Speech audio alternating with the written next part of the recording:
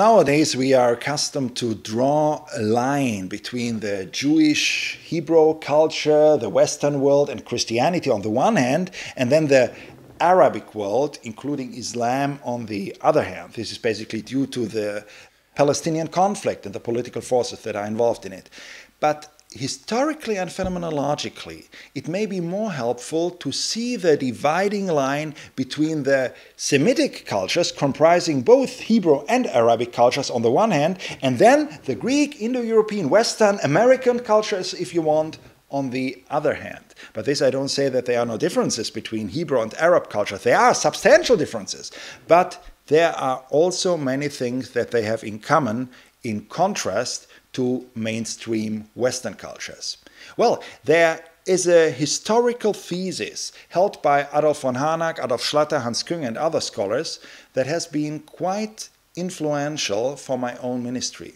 This thesis basically states that after the destruction of Jerusalem under Hadrian in 132 and the escape of all Christian Jews to the east, the early church was almost completely isolated from its Jewish soil. So the Church of Jews, which had become a church of Jews and Gentiles, now became a church almost exclusively of Hellenistic Gentiles.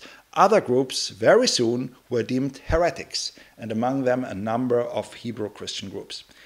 This increasing westernization of Christianity went hand in hand with disregarding the specific Hebrew Christian heritage. You can call that arrogance or ignorance, but the Hebrew Christian concerns, which in some areas are surprisingly close to Arabic concerns, were more and finally completely disregarded by Western Christianity.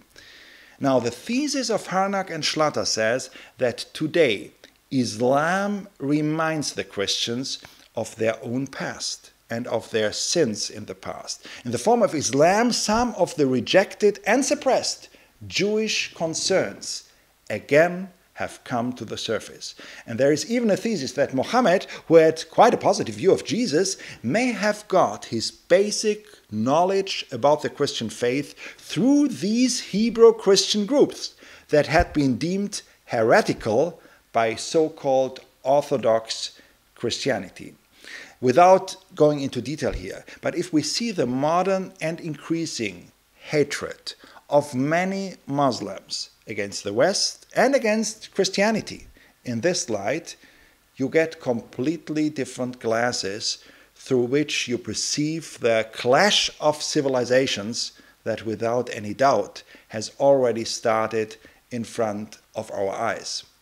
This knowledge has motivated me to do all that I can do to position the NCD paradigm not as a Western approach, but as a truly multicultural paradigm that has been as much influenced by insights and concerns of the Arabic world, for instance, as it is by Western cultures.